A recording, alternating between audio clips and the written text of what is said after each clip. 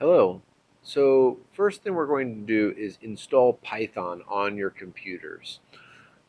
If you have computers in a lab somewhere, they may already have Python installed, but if you need to install it yourself, what we're going to do is we're going to go into Google here, and I'm using Chrome, but you could use whatever you'd like, and we're just going to type in Python into our search.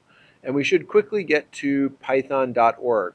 And I want to go there first just so that we can see it, and then we're going to see that it's got a lot of information for us right here. So we've got a bunch of documentation, including a beginner's guide and a frequently asked questions and a PEP index, all of which are going to be pretty useful for us or to you moving forward. But today we're going to hang out in the downloads. And we can see I'm running mine on Windows, so it says download the latest version for Windows. But you'll notice there are other platforms, including the Macintosh, that you can use, and Linux distributions as well. So I'd like to download the latest version of Windows, and for right now, when I'm making this, that's Python 3.8. You may see a slightly different version, but I'm just going to download Python 3.8. It's a pretty quick download. And then I'm just going to run it right here from my executable window at the bottom of Chrome. So you do have to be a super user to do this. That's what the little shield means in Windows. So just make sure that you have the rights to do it. And I'm grabbing the 32-bit Python. If we wanted to get the 64-bit Python, that would be fine as well. But for what we're doing for this initial stuff, it doesn't really matter. So we're just going to install this. This seems fine to me.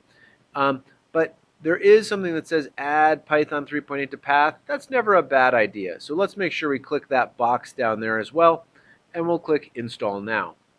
It's going to pop us up a little window. You may not have been able to see that on my screen share here, but I just had to say yes when it was asking if it was all right for Python to be installed. So now we're waiting for Python to be installed. This is going to install a few things for us.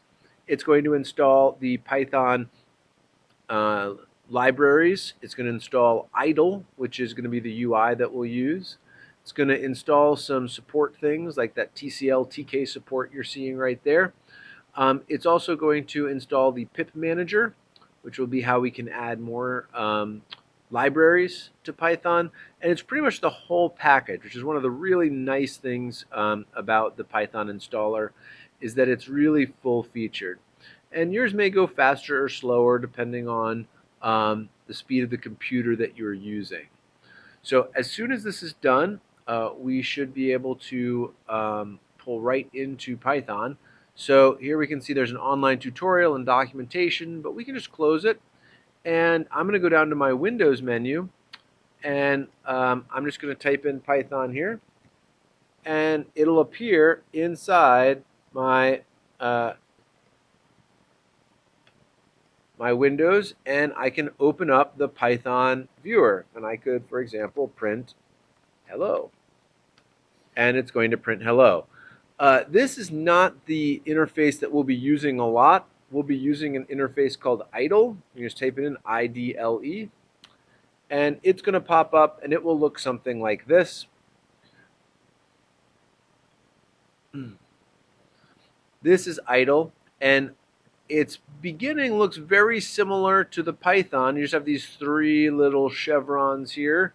And what we're going to do is, if we would want to just type in print hello again, we'll see it's going to act exactly the same way that the last one did. Where the reason we use idle is we can actually create files that we could then run print hello from a file. And from here, we would be able to run this module. It'll make us save it. We can save it.